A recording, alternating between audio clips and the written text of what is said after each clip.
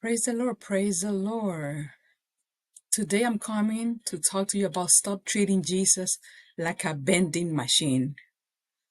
Today I want to focus on Matthew chapter 6, verse 33, where Jesus reminds us to seek first his kingdom and his righteousness, and all these things will be given to you as well.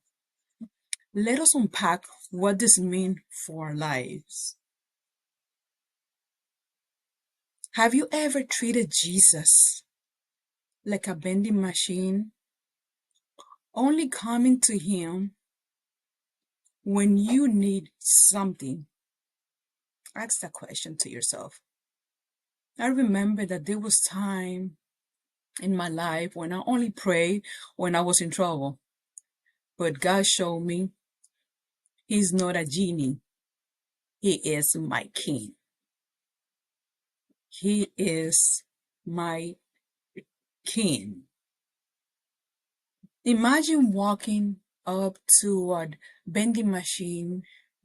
You press a button, put in your money, and expect to get exactly what you want. Unfortunately, this is how many of us treat our relationship with Jesus. We approach him only when we need something: health, financial breakthroughs, relationships. We forget about his lordship and are called to seek him above all else. Today I challenge you to stop seeing Jesus as a vending machine and start honoring him as your Savior, Redeemer, and King. That's who he is: Savior, Redeemer, and King.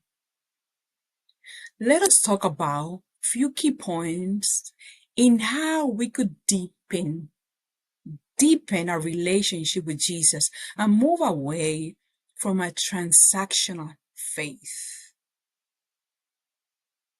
Hallelujah, Jesus.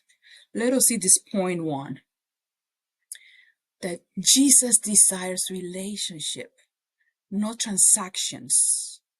In Matthew 6:33, Jesus calls us to seek first his kingdom and his righteousness. This is not about what he can do for us, but about surrendering our life to his will and purpose. He wants a deep relationship, not a checklist of demands. Just think a little bit. Think of a close friendship or a boyfriend or girlfriend. If you only called someone when you needed help, would that relationship strive? Neither does our connection with Jesus if it is built slowly on asking him for things.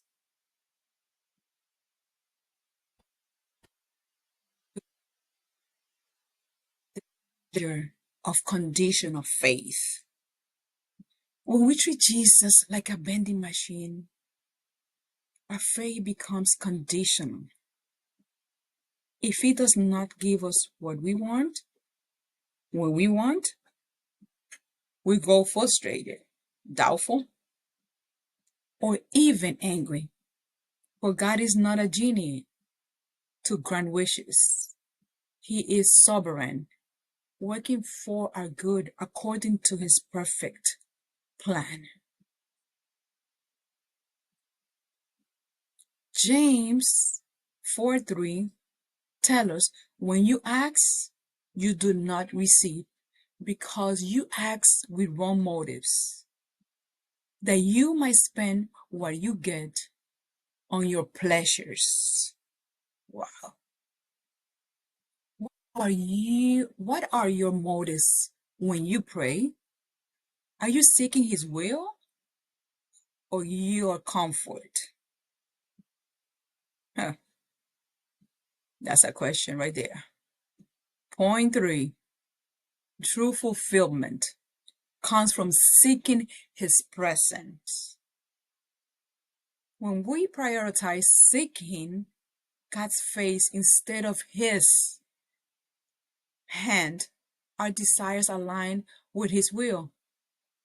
We begin to experience peace, joy, and purpose, not because He gives us everything we ask for, but because His presence is enough. Enough. In Luke 10:38-43, we see Mary and Martha. While Martha was busy with tasks, Mary chose to sit at Jesus' feet, prioritizing His presence over anything else. Jesus commended her for choosing what is better. Let us be at the feet of Jesus. That's the best place to be. Point 4. Shift your perspective from earthly to eternal. Many times in our life, we focus on temporary things, money, success, of comfort. But Jesus calls us to store up treasures in heaven. Instead of asking, what can God do for me? We must ask, how can I serve and glorify Him?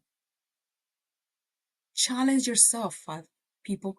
Commit your prayers and actions to align with God's eternal purposes. Challenge yourself. Challenge yourself. Beloved, let us stop treating Jesus as a means to an end. He's not a vending machine to fulfill our desires, but the Savior of our souls and the King of Kings. As Matthew 6:33 reminds us, when we seek Him first, everything else will fall into place according to His will. His will, but not our will. Hallelujah, Jesus. Are you ready, family, to surrender your transactional mindset and seek Jesus for who He truly is? Lay down your list at the altar and ask Him to transform your heart. Let today be the day you stop pressing buttons and start building a relationship with the one who gave His life for you. Your family, just think of those things. God bless you. God bless you.